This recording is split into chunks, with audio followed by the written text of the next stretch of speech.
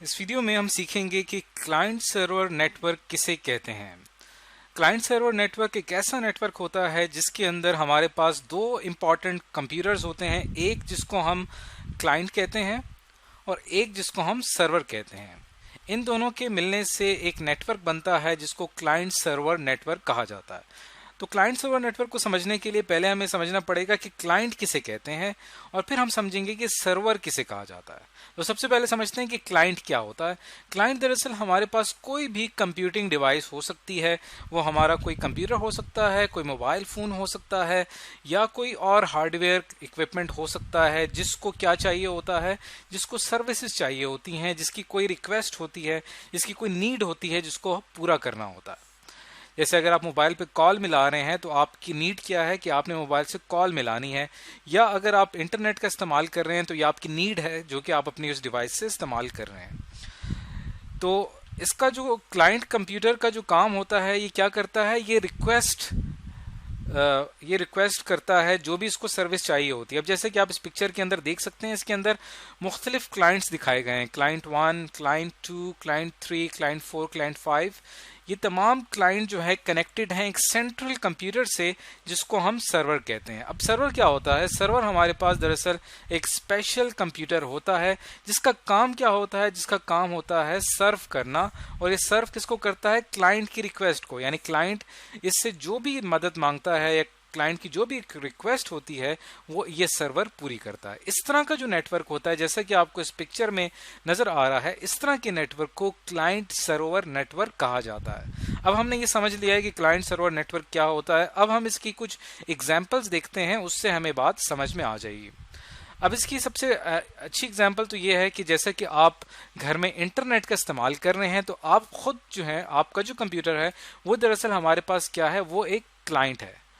जैसे ही आप अपने ब्राउज़र पे अपने जो आप इंटरनेट यूज़ कर रहे हैं उसमें जो आप ब्राउज़र यूज़ कर रहे हैं वहाँ पे आप जैसे लिखते हैं www.google.com, तो ये आपने क्या किया है, दरअसल ये दरअसल आपकी रिक्वेस्ट है। इसे क्लाइंट रिक्वेस्ट कहा जाता है।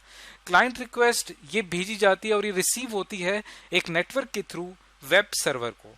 तो google.com का जो वेब सर्वर होगा वो सारी दुनिया को सर्व कर रहा है और वो क्या करेगा कि आपकी इस रिक्वेस्ट को पूरा करेगा और फौरन अपने सर्वर से जो google.com का जितना भी डाटा है वो रिस्पॉन्स करेगा। और सर्वर जब रिस्पॉन्स करता है तो फिर आपकी स्क्रीन के ऊपर google.com की जो स्क्रीन है वो आपके सामने आ जाती है।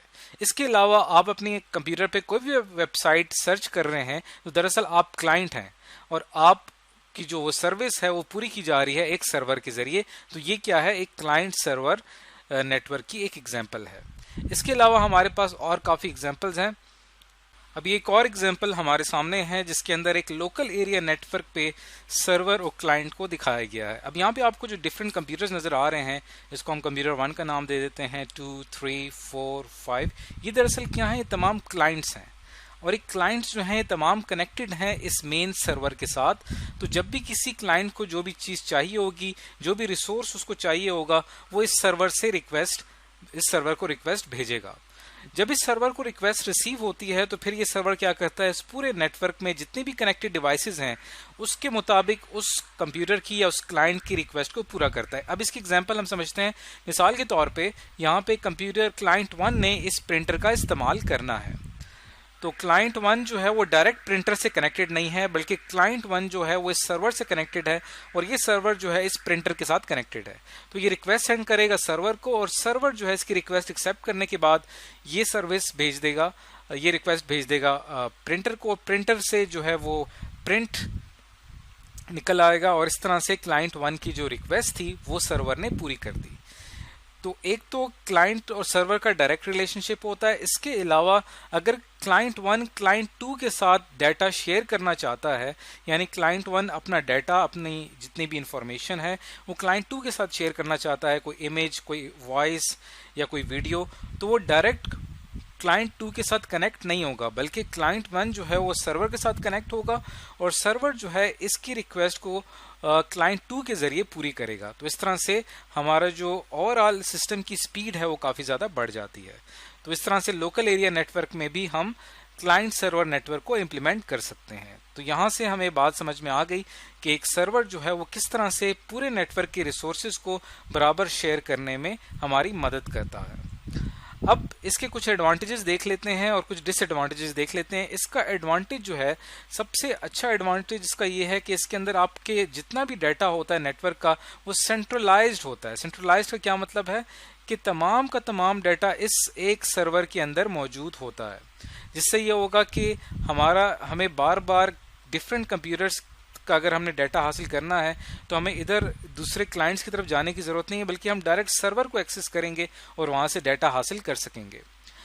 दूसरा इसका एडवांटेज ये है कि आपका सिस्टम सिक्योर हो जाता है। उसकी वजह क्या है कि आपका तमाम कंट्रोल जो है वो इस सर्वर के पास होता है। तो सर्वर को प्रोटेक्ट करना काफ़ी आसान है। आप एक सर्वर को प्रोटेक्ट कर सकते हैं उसके ऊपर पासवर्ड्स के ज़रिए। तो इस वजह से तमाम कंप्यूटर का डाटा जो है वो एक सर्वर की वजह से सिक्योर हो जाता है। तीसरा इसका फ़ायदा ये है कि आपकी जो डाटा शेयरिंग की स्पीड है वो बढ़ जाती है, क्योंकि आपके पास एक सेंट्रलाइज्ड डेडिकेटेड सर्वर होता है जो कि आपकी रिक्वेस्ट को पूरी कर रहा होता है। बजाय इसके कि तमाम क्लाइंट्स एक दूसरे के साथ कनेक्टेड हों, ये सर्वर साइमल्टेनियसली क्लाइंट 1 की भी रिक्वेस्ट पूरी कर रहा होता है और at the same time client 4 की भी रिक्वेस्ट ही पूरी कर रहा होगा। तो इस तरह से हमारे जो सिस्टम की स्पीड है, जो नेटवर्क की स्पीड है, वो बढ़ जाती है। नुकसान इसका ये है कि हमारे पास हमें सर्वर परचेज करना पड़ता है, सर्वर कंप्यूटर ख़रीदना पड़ता है।